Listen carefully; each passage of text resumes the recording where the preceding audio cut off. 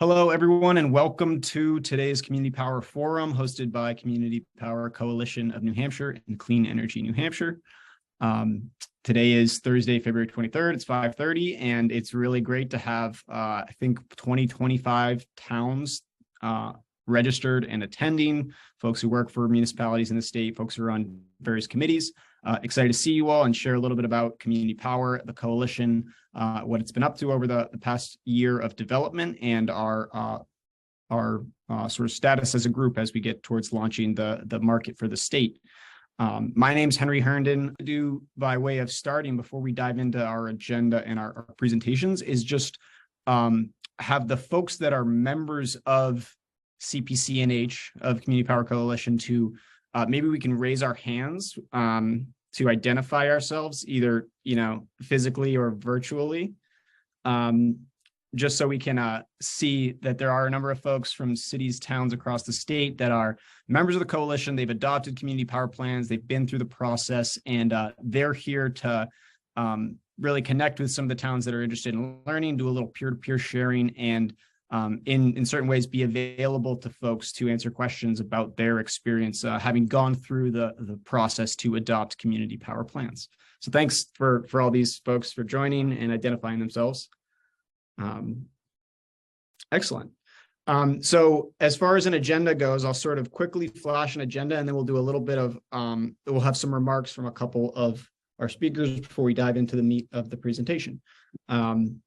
And I guess I'll actually just do this verbally, but really tonight's process is going to be, we'll hear from Lisa Sweet. Can you wave, Lisa?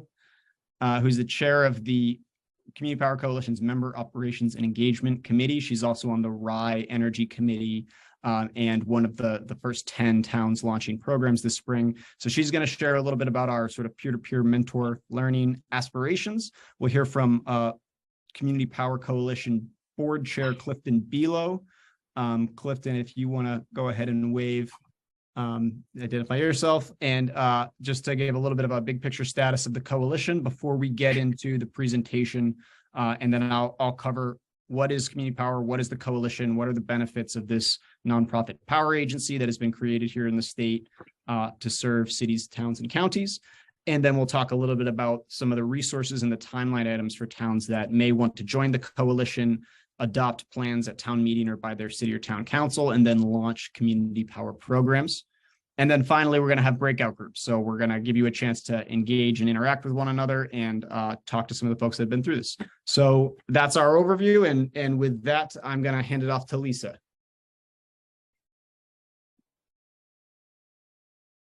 Okay. Henry, is there a poll that we were gonna? Oh, that's right. Before we get into the remarks, Beth, do you want to tee us up with a poll? So we'll ask folks a little bit of interactive activity here, just to respond to the poll so we can sort of see where the group is at. As you can see, the question is, where would you say your community is along the community power journey?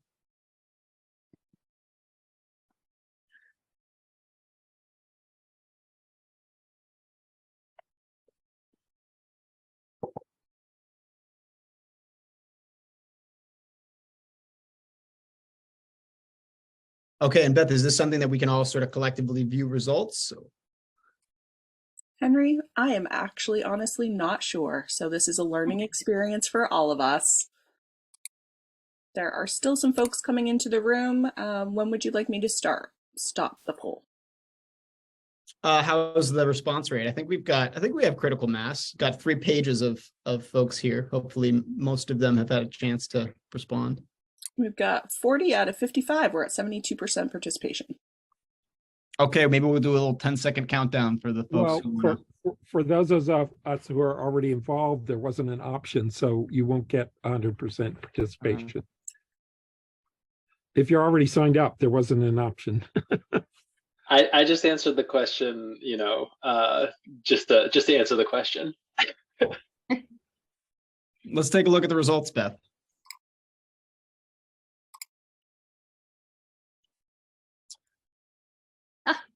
So let's see, about 20% first introduction, about 60% thinking this is a good idea and learning as much as they can, and another 23% that have really decided they think they're ready to sign up with the coalition. So excellent. I think you're all in the right place. Awesome. We ready? Yeah, go ahead, Okay. Lisa. All right. Well, like Beth said, this is a learning experience. So, that's what it's been for all of us. And that's why we're all gathered here tonight. And it's really great to see so many New Hampshire communities represented here tonight. My name is Lisa Sweet, and I am a member of the Rye Energy Committee. And I serve as the chair of CPCNH's Member Operations and Engagement Committee. And I just wanted to give a quick summary of the last 16 months, just kind of broad brush strokes for the coalition as well as for our community. CPCNH was incorporated or, kicked off in October of 2021. With 14 founding members. We now have 28 members with 2 more ready to be approved in March at our next regular board meeting. And over the past 16 months, we've been really, really, really, really busy. We've been busy growing. We've been busy advocating for community power rules, without which no one can launch a community power program, whether you're with the coalition or not with the coalition. We've been busy building a team of industry leading professionals to do the work of intelligently procuring power for our members. We have 10 members, in the starting blocks, all ready to launch as soon as the stars finish aligning. Which is very close. So we should be launching this spring within the next, month or so. We have about a dozen more of our members who are ready to bring their plans to their communities for local approval. And then we have another group who are essentially new members who are just kind of mapping out their timelines that are going to work for their communities. So we've had a lot of accomplishments over the past just over a year. Rye, for our community, we're, Seacoast community, about 5,000 people. We started to look at the energy aggregation plan in mid-October of 2021. And I was going to say we started to write our energy aggregation plan, but we didn't really write it because CPCNH has a template. So basically you're filling in the blanks, but the plan does bring up a lot of,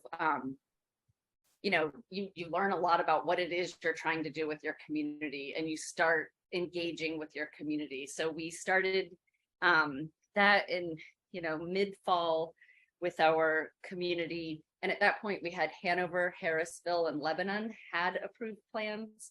So being a member of the coalition, we had their expertise and, kind of stood on their shoulders to kind of figure out what it was we were doing and map out our process. By the end of 2021, so from October to December, actually it was like just after Christmas in January, we met outside with the select board because it was during COVID and somebody had been exposed, but that was when we approved our warrant article that was going to go on the March ballot, and our town overwhelmingly voted to approve our plan in March. And I think we had 8 communities at town meeting last year, and we were 8 for 8 on that. So then we've been kind of waiting for everybody to catch up because we had to wait for the PUC to finalize the rules. We've been waiting for the utilities, and we've been sort of mapping out the implementation process. So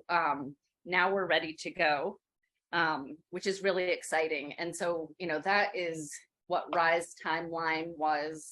Other communities have proceeded more slowly, and other communities have proceeded more quickly. through the steps, and you know, it really just has to work for your community. And I think you know, this is the first time through, so I think in the future it'll also be a little bit easier. We won't have to wait for things like the PUC rules and whatnot. As chair of the Member Operations and Engagement Committee, I've worked closely with Henry Herndon and Clean Energy. And one piece of the CPCNH vision that we try to focus on is neighbors helping neighbors. So tonight we have a great group of member mentors, and this is kind of our first working event. So our members in the coalition include industry experts, legislators, entrepreneurs. We have people who were utility executives. We have educators and any number of community leaders and volunteers. So it's a diverse group of people, and everyone's very approachable.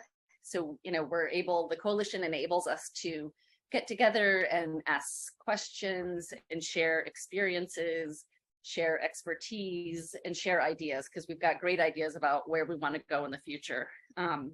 So this is the kickoff for our member mentor programs.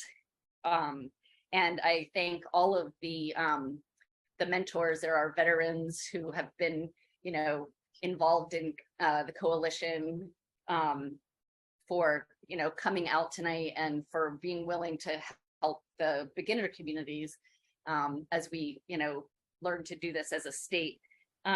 So anyway, they will share, you know, we'll get into breakout groups after the presentation. So stick around for those, because those will be more, you know, smaller groups where you can ask questions of people who have been through this process. At this point, I can pass it off to Clifton Below, who is our board chair, and also the assistant mayor of Lebanon and a key leader for community power in the state of New Hampshire. Thank you, Lisa. And it's great to see so many people out on this day that looks like winter, again, for a change.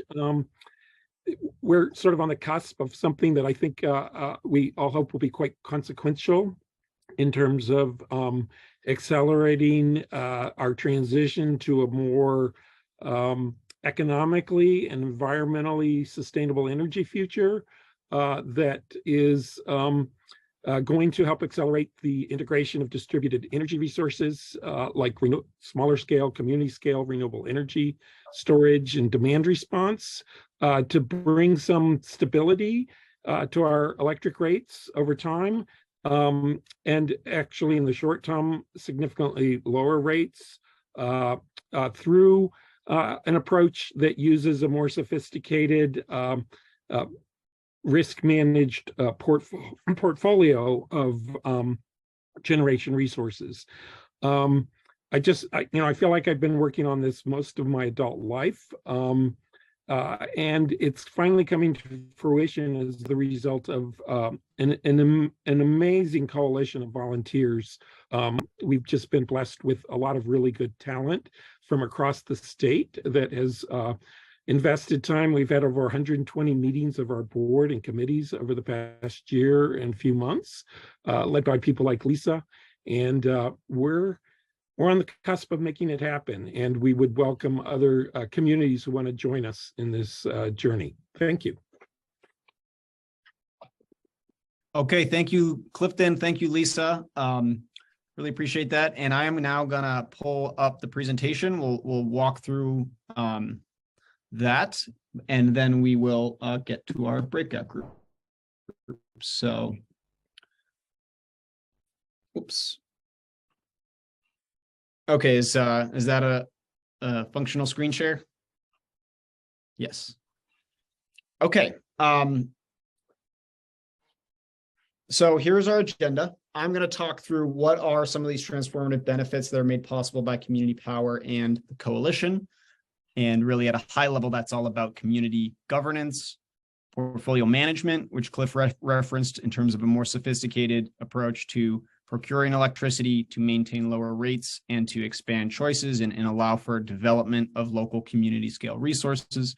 And finally, the accrual of the reserves the revenues from the sale of electricity in a way that communities control those revenues and can reinvest them back into benefits for their residents and businesses. We'll also spend a little bit of time on sort of roadmap and resources. What are the 3 phases?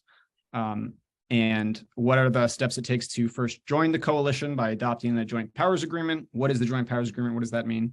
And then really the meat, something Lisa really described, is the developing and bringing a community power plan or an electric aggregation plan to your town meeting or your city or town council for adoption and approval. And then really the steps for launch. And that's where these 10 communities are really in the thick of right now, getting ready to go live and enroll their customers into lower energy supply rates, and then begin accruing those revenues for the longer term benefit. And then we'll get into our breakout groups. So I'm feeling fairly comfortable that many of the folks here have heard of community power, at least some degree, but we'll do a quick introduction. Community power, as made possible by recent legislation, RSA 53E, allows for cities, towns, and counties to become the default electricity providers for their residents and businesses. So on the one hand, there's the bulk energy procurement and the economy of scale of pooling residential and commercial customers together and going into the market to purchase electricity on their behalf. The utility company will continue to own and operate the grid. So Eversource, Liberty, Unitil, New Hampshire Electric Cooperative, their role remains unchanged. They keep the lines up and running, bill customers, and perform that function in partnership with community power programs. And then there are the benefits that we can realize in terms of lower rates, more green product options, and then really developing a New Hampshire energy economy through these programs. It's important for folks to understand that these programs are completely voluntary. They are typically opt-out programs where customers are notified and may choose to take power from their utility or from a competitive supplier, but otherwise will be automatically enrolled. And then they can choose to leave at any time through a customer service line or a website portal. And additionally, community power programs are entirely funded through the revenue from the sale of electricity. So there are no taxpayer funds involved with paying for community power other than costs incidental to startup is the term used in the legislation. And that's really just if there's some town staff time reviewing contracts or doing some work on the implementation side that are costs incidental to startup, that's allowed under law, but for the operation of the program, these cannot be paid for out of taxpayer funds.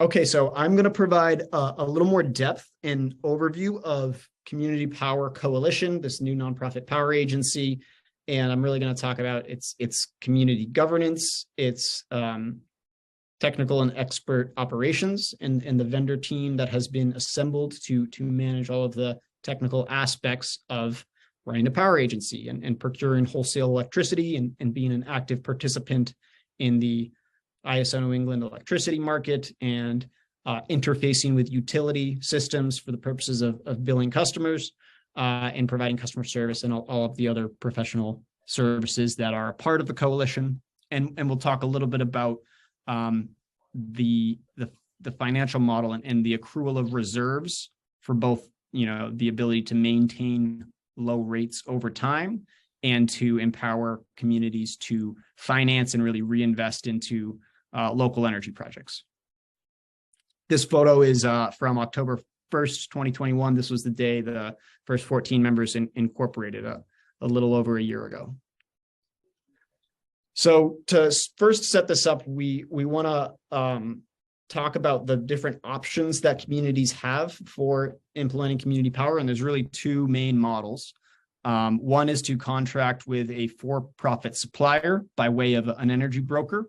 And the other is creating the community governed power agency. So we'll be spending more time on the latter, but just sort of running through those two models up front. And the broker model, or the contract with the for-profit supplier model, a municipality would hire a broker, and then that broker would arrange for them to contract for 1 to 3 years of electricity under a fixed rate. So lock in a rate for a 1 to 3 year term. And at the end of that term, you could come back and renew that rate or go back into the market and get new bids. So this model, it's really simplifies the implementation process. You can sort of hire a consultant and a broker team and outsource a lot of the implementation tasks to that group. And in terms of governance and oversight, there is governance and oversight in terms of running a solicitation to hire that firm. And largely the oversight stops at that point. Under the broker model, there is not an ability to adjust rates over time. And that's different from this power agency model. And when we look at some of the other states, there have been some consequences of that. You could lock into a, say a 15-cent energy supply rate right now, which could look really good. Eversource is at 20 cents, Unitil is at 26 cents, 15 cents looks pretty attractive. But 6 months from now, who knows, maybe the market's down to 15 cents, maybe it's back down to 12 cents. I remember not that long ago, a 10-cent energy supply rate was considered high. So there is a risk in locking into a multi-year contract at a fixed rate that utilities could go back into the market could fall, and they could undercut that rate that you are locked into. These for-profit supplier model, there's not really a demonstrated track record of doing some of the more innovative, transformative items, such as developing local generation projects that are directly benefiting communities. And there's been, some risks documented most recently in New York and Ohio, suppliers filing for bankruptcy and defaulting all their customers back to the utility supply. And things of that nature. So there's a couple of links there to touch on that.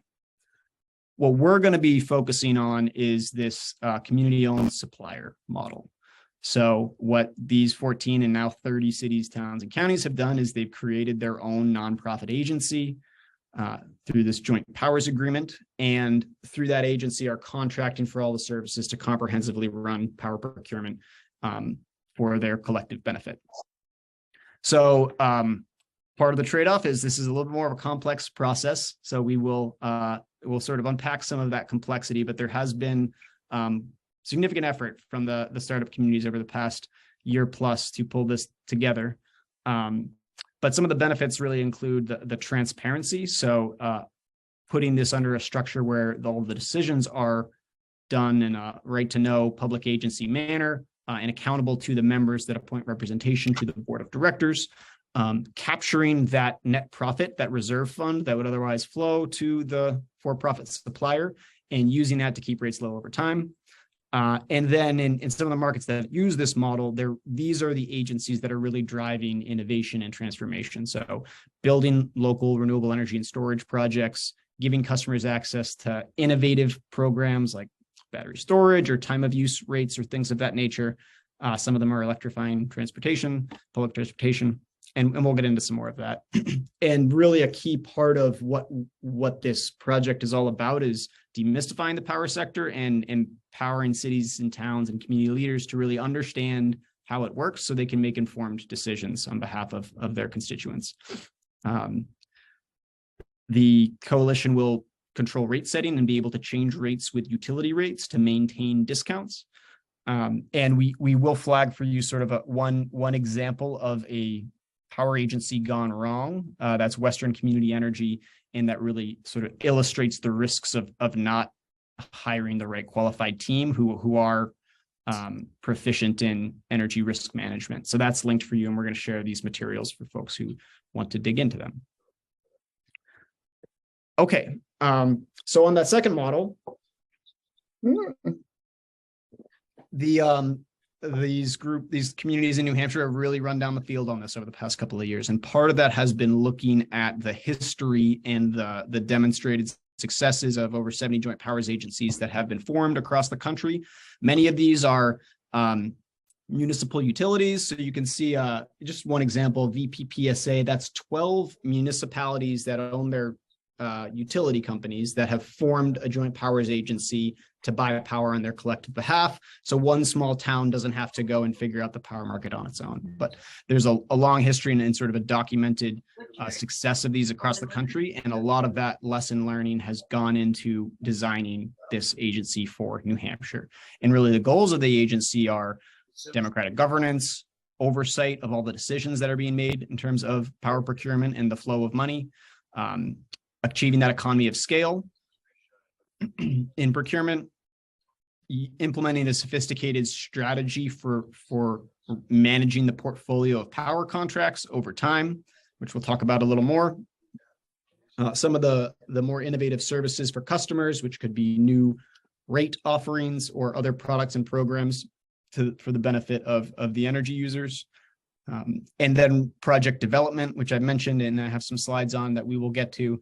And all of this is run by a team of professional staff and contracted service providers under the oversight of the member board and the communities writ large. Another aspect that has already really been demonstrated by this group is the public advocacy component. So the ability to really be a leading voice in improving state energy policy at the State House and at the Public Utilities Commission. So at present, the coalition is, there are 28 active members. Boscawen is not on this list, but is a member. And then Randolph and Berlin are pending admittance. So that collective group represents over 20% of the state's population. That's over 125,000 customers at full enrollment. So considerable buying power and considerable economy of scale. And that translates to approximately $140 million in revenue from the sale of energy supply throughout those collective communities. And importantly, under this model, that is all overseen and controlled by the communities. Obviously, the vast majority of that cash flow is paying for the electricity, but there is, an overhead component. There is a cost for operations, and then there is the accrual of reserve funds on top of that, which we'll unpack. So this spring, we mentioned this, but Hanover, Lebanon, Enfield, Plainfield, Nashua, Walpole, Harrisville, Peterborough, Rye, and Exeter are all fully authorized and ready to launch programs in April and May. And then there are a number of other communities that are potentially launching this spring with that second cohort, 15 additional communities that are approving plans at town meeting this March and will likely be on track to bring their towns online in 2024. This slide is just showing some of those launching communities logos that have been developed through the coalition, and just want to comment on the coalition support in terms of step-by-step developing your plans, developing your public engagement materials and outreach materials for frequently asked questions, your websites, and folks are encouraged to check out communitypowernh.gov, which is the launching communities webpage where customers will be able to opt in and out and make their product elections. And if everyone could just self-mute, that would be appreciated. Thank you. This slide is keep your arms up like that. Well, anything that keeps your arms like Joanna, would you mind muting? Joanna Carr. Thank you. This slide is just showing that member board. Many of the folks are here right now, but just to reiterate that 4 communities by communities governed by these cities and towns who have all appointed representation to the board of directors to oversee all the governance and all the finances. There's also a number of committees which are listed here on the screen. And for any town that would want to join the coalition, we'd be really excited to plug you into one of those committees if that was an interest of yours to help contribute to the oversight of the agency. And yeah, Lisa did a great job of sort of describing the breadth and depth of some of the experience from these volunteers representing their communities to make this all happen. And again, just to show scale relative to the utility companies. So this red bar represents the current coalition membership at full enrollment, as compared to the dark gray and the light gray is the current utility load. So already you can see that once the full membership of the coalition is online, that represents a larger volume of electricity than the 3 smaller utilities in the state currently, Unitil, Liberty, and the New Hampshire Electric Cooperative. This blue bar is showing the many of your communities that have expressed interest and are tracked for that. And what this illustrates is within a few short years, the current membership plus all the interested communities could quickly grow to represent the largest energy supplier in the state of New Hampshire.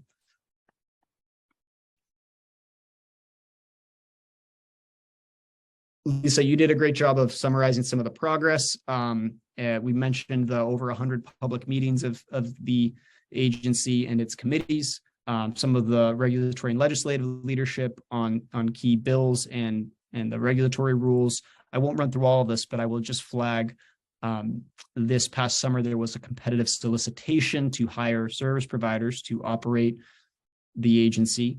And that included the securing of $750,000 in startup funds and $8.5 million in credit support to finance initial procurement and launch these first communities. We're going to touch upon some of the policies. There's risk management policy, retail rate setting, financial reserves, things that just govern how we buy power and ensure that risk is managed correctly, how we set rates in a transparent way that's overseen by the communities, and how we collect and use the revenue, the reserve fund, how the communities are able to use that. So those have all been adopted. Those are all in place with those first 10 communities. And we'll learn about that, 6 months down the line when we're out of the intro course. Those service providers have been brought online and have really run the technical assessment and determined that this is a very financially advantageous time to bring these programs online. Electricity rates are at historic peaks, and the cost of natural gas and electricity is falling. So it is an opportune time to go into the market for these first communities. And I'll get into in the next couple of slides some of the technical experts that are on board and the role they're playing in running those assessments and managing those procurements.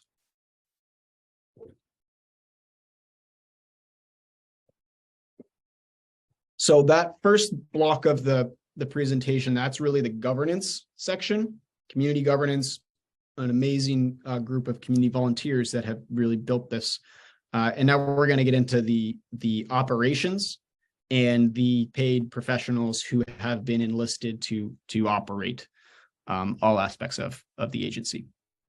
So I mentioned the solicitation process that brought on industry-leading advisors and professional service providers, and they're just listed here. So Ascend Analytics is the firm that will manage the energy portfolio, monitor the wholesale market day-to-day, week-to-week, month-to-month, and advise on procurement decisions, which hedges or power contracts to enter into for short-term, medium-term, long-term, and manage that portfolio actively over time so we can capture those revenues, we can adjust rates as needed, and really be nimble in the marketplace, which is, again, in contrast to locking in a 3-year rate at 15 cents, for example. Calpine Energy Solutions is a firm that has helped launch a number of these agencies across the country.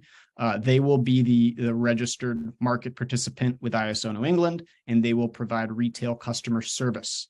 When I say retail customer service, that is all of the data exchange with utilities, customer meter data, billing data, usage data, and then operating the call center and really the customer service side. So processing customer enrollments. Customers might want to choose a 50% or 100% green product. They can call up Calpine's customer service center for those needs. Clean Energy New Hampshire, who's helping to host this forum, and we're very appreciative of the great work they're doing for us, and really helping on engaging members and engaging the public to raise awareness for the benefits of community power. There are a couple of law firms on board, a couple of startup consultants, and River City Bank is providing financial and banking services and will maintain the bank account, the lockbox through which revenue flows. There's also a CEO search committee, and the coalition is getting close and actually in the process of interviewing some candidates. So that's very exciting. I'm going to move quickly through these, but this is sort of just digging into the different pieces of the team. Samuel Golding's been a really key leader. He's got considerable experience in some of the other markets and has been a key aspect of designing the agency. Duncan Weinberg, Genzer Pembroke, Premier Piper Eggleston Kramer are the general counsel, and myself as one of the startup consultants.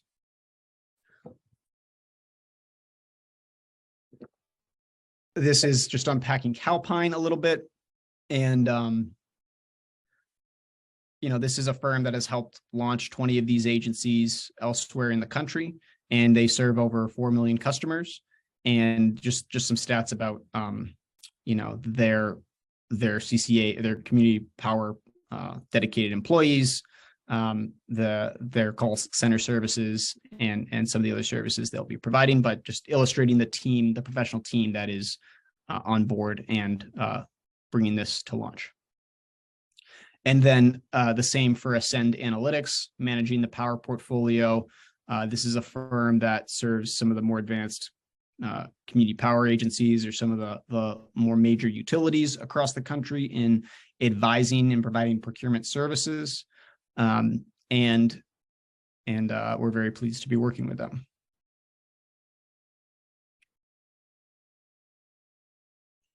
And then Clean Energy New Hampshire, who's been a really great partner in building awareness across the state and helping us to engage and support some of the other members. So you'll be meeting some of them in your breakout groups as well. Okay, we're going to shift gears a little bit, and we're going to talk about some of the findings of the technical assessment that was conducted in preparation for launch, and some of the financial benefits that we are anticipating for these launching communities. And we'll get into the flow of revenue from the energy supply rate and the potential to develop energy projects in the state, which is a motivator for some communities. So this slide is showing some of the findings from the technical assessment conducted in both December and then refreshed in January. And really some of the key findings are that for this launch group under an initial 36-month term, we're anticipating $12.5 million in customer savings and an additional $20 to $30 million accrued in financial reserves that are held jointly by the coalition and available for the benefit of the collective membership. And I'll just spend a moment. I'll save this for the next slide, actually. But another thing just we want to flag here, I mentioned this, but right now we have unprecedentedly high utility rates, and we are going into a lower demand, lower cost market this spring. And the price of electricity and gas is falling, and it is an opportune window for the launch of these initial communities. So there's sort of considerable added benefit right now for launch. Obviously, that's not an option for communities that are just at the outset, but who knows what the market could bring over the coming years. So in terms of the energy supply rate, we have a couple of graphics here that are really just illustrating how that's all broken down. I just have a Zoom thing I need to move. So on the left here, what we're looking at in this bar chart are the breakdown of the retail rate. So this bar column on the left shows the current utility rate as the full sort of stack of the bar. And that's broken down on a number of things. Below this black line, we have all the costs of energy: yellow, orange, blue, red. That's really just the cost of various energy supply components. We can see it's the energy cost, capacity cost, cost of complying with renewable energy requirements, other wholesale market costs. In blue here, we're looking at the cost of operations, which is about 4% of that energy rate. And then headroom is the combined area above this black bar, this green and the shaded gray. Now, when we're looking at value associated with community power through the coalition, it's really the combination of the customer discount, illustrated in the gray shading, and the reserve accrual, illustrated in green.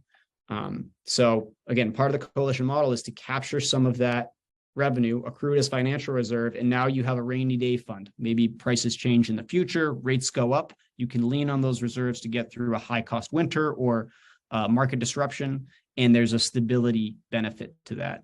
So as part, we're not going to get deep into the financial reserve policy, but there are targets. 60 days of operating cash is the minimum, and that's going to be achieved over a 3-year period. And then 120 days of operating cash over a 5-year period. That's the target reserve. And that's for rate stability, but then that becomes the mechanism communities can use to invest into local generation or really leverage financing into local projects that can further drive down cost. So this pie chart just again illustrating sort of how that cost is unpacked across the different pieces, the reserves, the customer rate savings. And again, this we're updating the technical assessment monthly at this point because we're about to go into the market. So some of these numbers are actually, they're dated by week's end.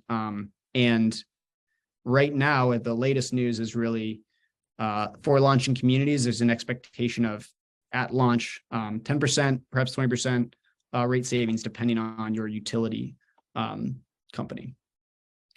And then on the right here, this final bar, that's really just, pulling it all back together. Your supply costs are the red, the operating 4% is in blue, and then that margin for both the rate decreases and the reserves is shown in the white on top. Under the for-profit supplier model, this operating margin, that can be thought of as the net profit that would otherwise flow to the for-profit supplier.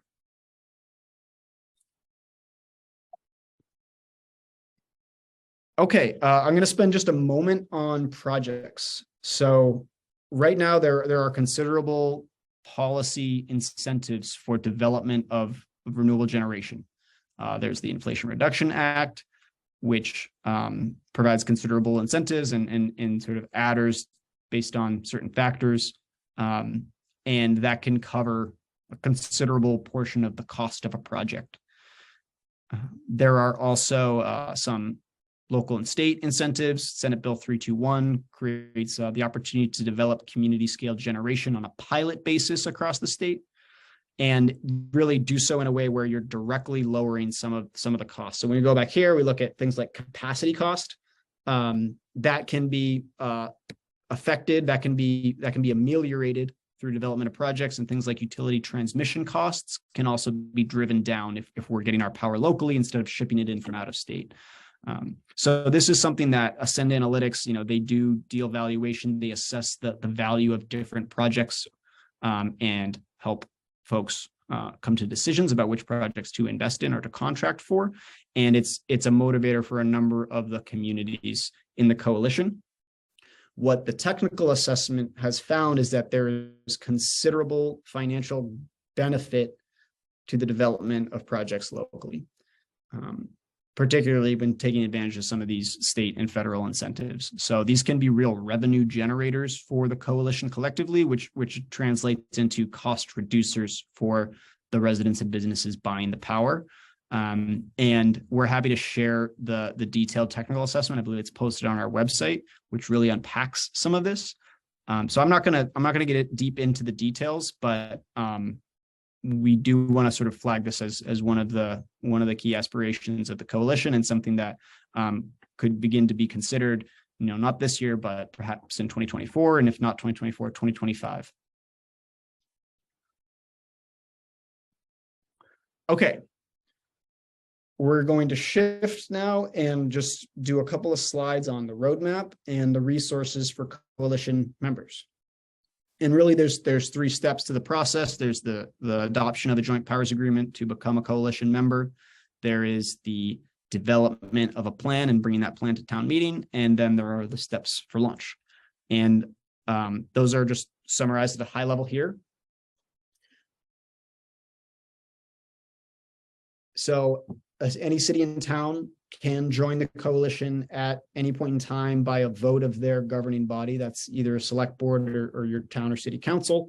And I have another slide that unpacks the Joint Powers Agreement, but it is an intermunicipal agreement. It is a contract among and between all of the members that includes the bylaws to determine how this nonprofit agency will be operated and controlled by its collective membership.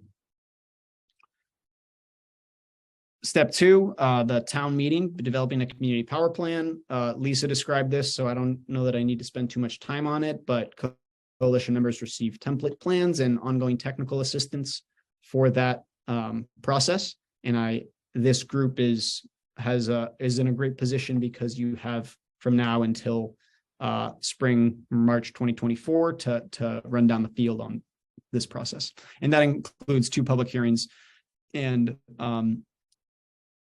it's important to have close and ongoing collaboration and a good working relationship with your select board or your governing body throughout that process. And then finally, in terms of launch, that's a ways away for most of this group, but the state will approve your plan. There are a number of coalition policies and agreements that the towns that would choose to take service from the coalition would adopt. And then there's sort of the comprehensive services from the coalition in terms of supporting public engagement, notifying utilities, mailing customer notifications, and then enrolling the customers into the program.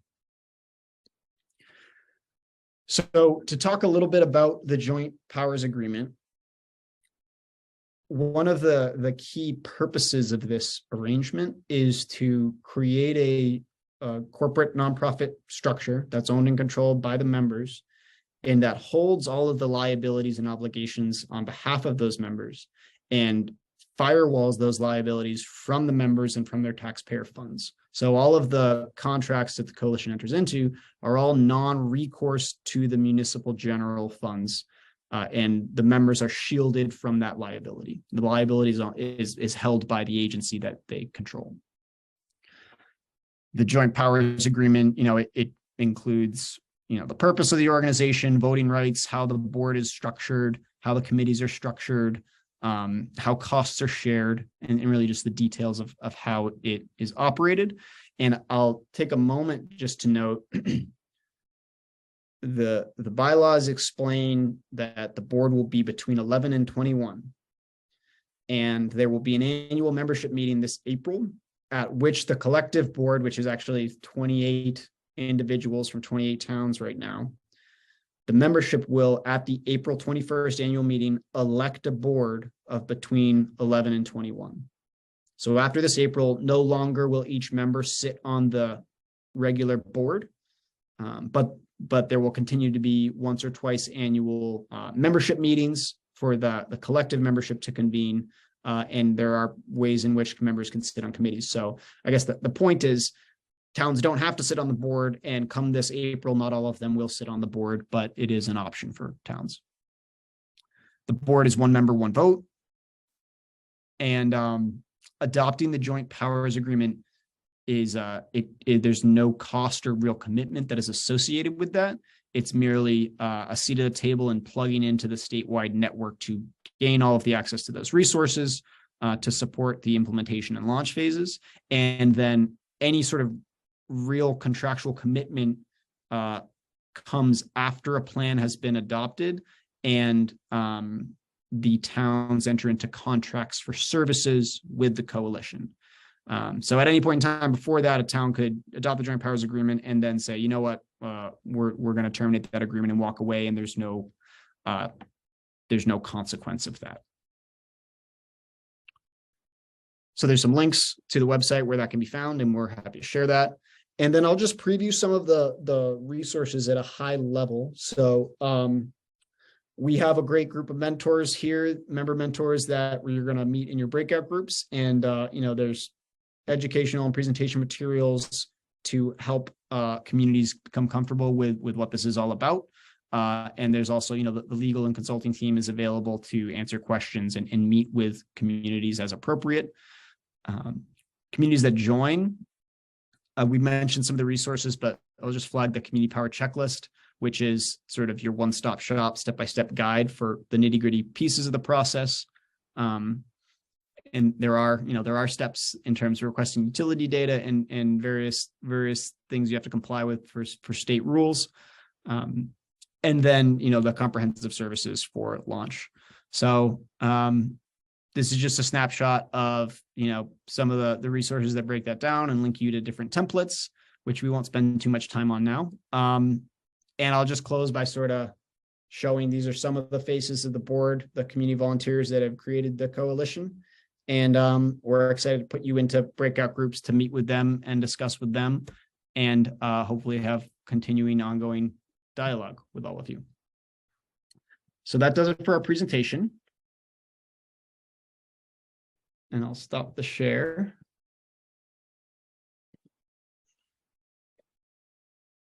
Okay, so switching gears. Our good friend Beth at Clean Energy New Hampshire is going to teleport us into breakout groups. And each breakout group has a discussion leader or two who are just gonna, help facilitate in terms of having everyone introduce themselves, share a little bit about their experience having gone through community power adoption, and then prompt a couple of discussion questions for the group. And really just want to create space for all of you to interact with some of your neighbors and peers and get your questions out there. I don't know that every question will be answered in every breakout group, but we're going to try to write them down, and we're going to try to have a follow-up package for folks. And after breakout groups, we will all reconvene and have a little bit of time for more open-ended collective Q&A. Okay, any questions or comments before we go into breakout groups?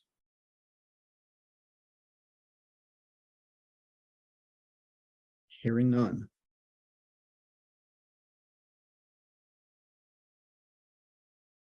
Are we ready, Beth? We are ready, Henry. Would you like me to open the rooms? Yes, please. Okay, and I will see you in approximately 20 minutes or so. All right, enjoy, everyone. Well, it's great to connect with Concord and Hillsborough and Houghton and Hudson and Webster in our group, and I hope everybody else had a good time connecting with some of their peers and some of their neighbors around the state. I'll sort of just, I guess, summarize, I think, some of the follow-ups. We took notes in our breakout group. Hopefully some of the breakout groups were able to take some notes. We'll try to compile some of those and see if there are unanswered questions, try to disseminate some follow-up to the collective attendees. So you can look forward to that and potentially a survey as well. And yeah, I think there's an open invitation from myself and the coalition and some of our mentors here to follow up, so we can be sharing some contact information. And particularly if you're a community that wants to take the next step towards becoming a coalition member, and maybe your select board wants to hear from communities who have done it, please do reach out, and that could be a good follow-up. Other than that, we have 10 minutes left in our scheduled time, and happy to have a little bit of a more broad-based group discussion, and then we'll be adjourning. And some folks are invited to, are putting their contact information in the chat, so that's great.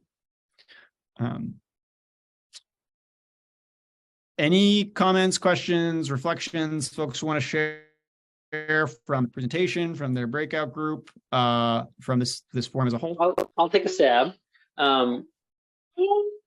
So Henry, I wonder if you could give us the latest, because this question keeps coming up. I think in every community group that I talk to.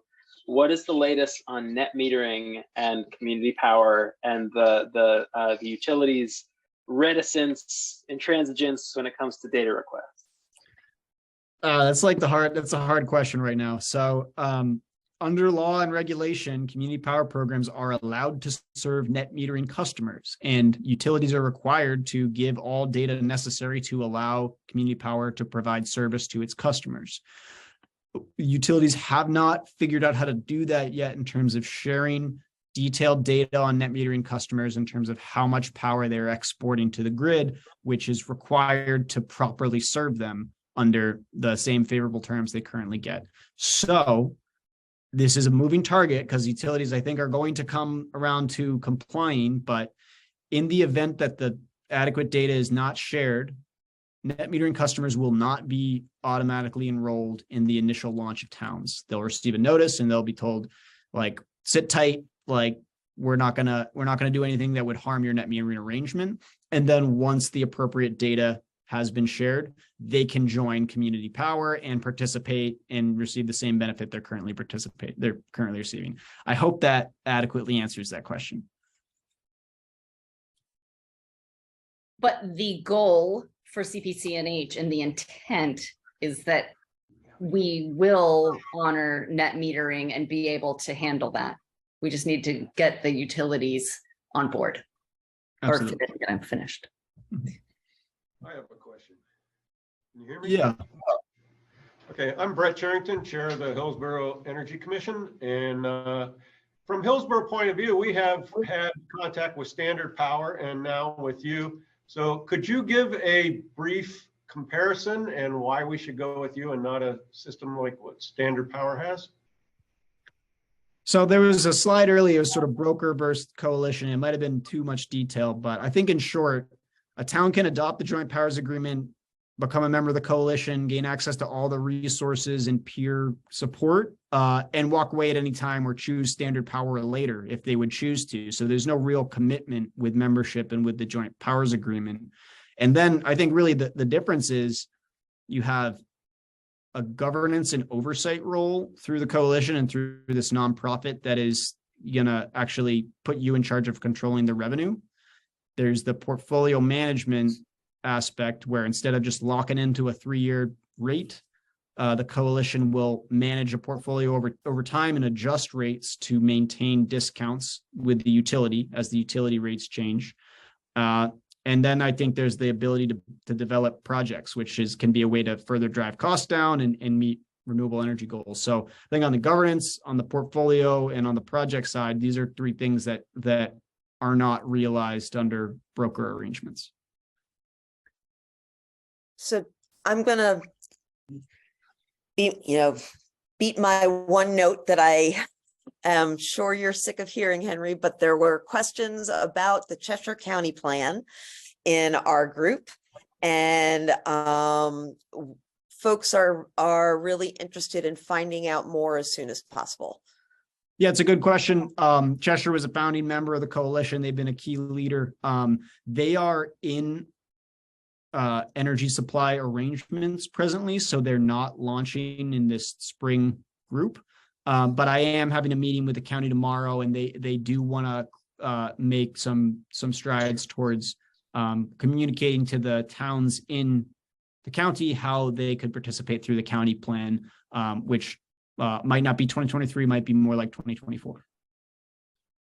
Henry, you talked about projected rate savings, and I was curious to know what are the projected cost savings when you look at somebody's entire bill, not just the rate portion of it.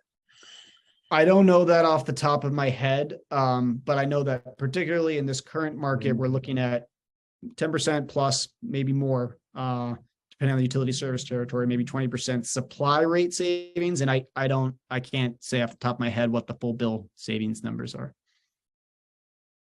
Okay. I think that's something that if we were to go to a select board, we would want to be able to speak to. Mm-hmm. Yeah, Howard, also from Rye, and I have kind of figured out just sort of a spitball back of the envelope number is, so Rye has about 5,000 people. So that means maybe 2,500 ratepayers. Or customer ratepayers. And if every house used the average of 600 kilowatt hours per month, for every penny that CPCNH can save them, as a town, we'd be saving $15,000 per month. And over the year, it would be $180,000 per year as a community. So, that's kind of been nice for us to frame it for our community. And when Lisa says that, these residents don't have to do anything other than trust in us to look out for them. So that's half the story. The other half of the story is we still have the opportunity to invest in other local projects. And any local project we do, we just put a solar project on the junior high school. Beautiful project, but it saves money in the transmission costs too. That's the other half of the equation. That's 10 cents a kilowatt hour. right there for power generated behind the meter. So it allows us to invest in other things. And that's the other half of the story that comes from CPCNH, beyond all the expertise and the guidance of our community of CPCNH. It's a beautiful thing. I second that.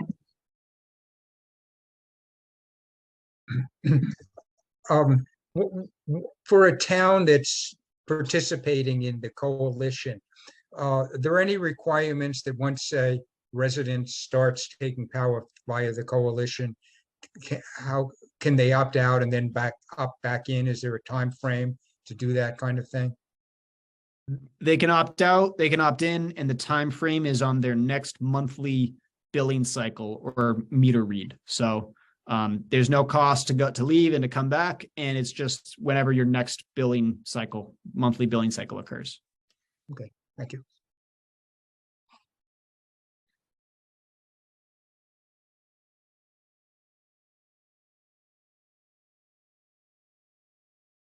Could I Henry, ask? Henry, I'll just add to that, the opt-out rates are historically quite low, under 10% nationally, just for people's reference. I think, to say it another way, people appreciate having somebody doing the homework for them so that they don't have to think about it. They just get on with their life and save money. So I had a question about, for a small town, like for example, Rye, do you have, how many people do you have that will be actively involved in managing the community power for the town? That's another great advantage of the coalition. Essentially, the coalition will be handling all of the heavy lifting for power procurement. Our town administrator, has, well, the select board has the authority over over our plan and our program. And then our town manager is kind of our point of contact. And the energy committee is giving guidance to them as we go along. But once it's implemented, basically we'll just continue participating with the coalition, and it's the town doesn't have to do any kind of billing or any kind of accounting or any kind of power procurement on our own or anything like that. So Okay, that's great. yeah, And we just like one person that is employed through the town is assigned like the liaison, so that when to help with that, but there's really no job, it's just liaison.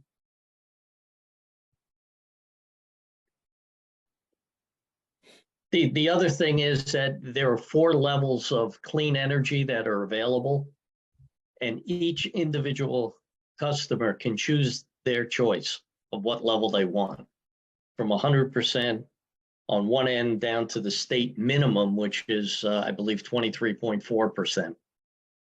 So you have options, and those rates will be chosen and negotiated by CPCNH. So I have a question.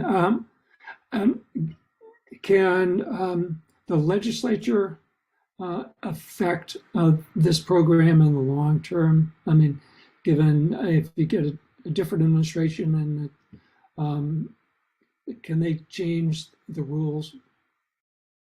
So the legislature has ultimate authority, but what we've seen is strong bipartisan support. So in the original legislation that made this possible for real was 2019, and I believe it was so Democrat controlled House and Senate and Governor Sununu. And then there was another favorable bill that the coalition worked on in 2021, which was Republican controlled House and Senate, and Governor Sununu signed that as well. So we've seen really good, strong bipartisan support from both parties on, this is about markets and giving communities access to markets and local control so they can, chart their own course and lower costs for residents. So in theory, yes, but we feel pretty confident that there's strong bipartisan support. Marjorie? With this first, well, So by the end of this calendar year, as we have a number of rollouts in various regions, will that include not only residential and small commercial, but we have a number of state universities and federal facilities and and larger commercial. Will they all be eligible to participate? They are eligible. It is likely that they already shop for power with a third-party provider or a competitive supplier, so they wouldn't join automatically, but they could choose to join, yes. They can. So, and I think you're right, some of them already do similar things, but hopefully they will support it. Thank you. Mhm. So I have to drop off. It's really great to see the great turnout. I hope you all enjoyed meeting some of your neighbors. And please do reach out to us over the coming weeks and months. We'll be following up, and we hope to support you to join this coalition if that's something that your community is interested in doing. If other folks want to stay and chat, they can do that. I have an appointment, but good night all. And thanks for coming, everybody. It's so great to see so much interest. It was nice to meet everybody. Thank you, Henry. Thank you, Henry. Thanks, Henry, and Thank you. nice meeting everyone. Thank you.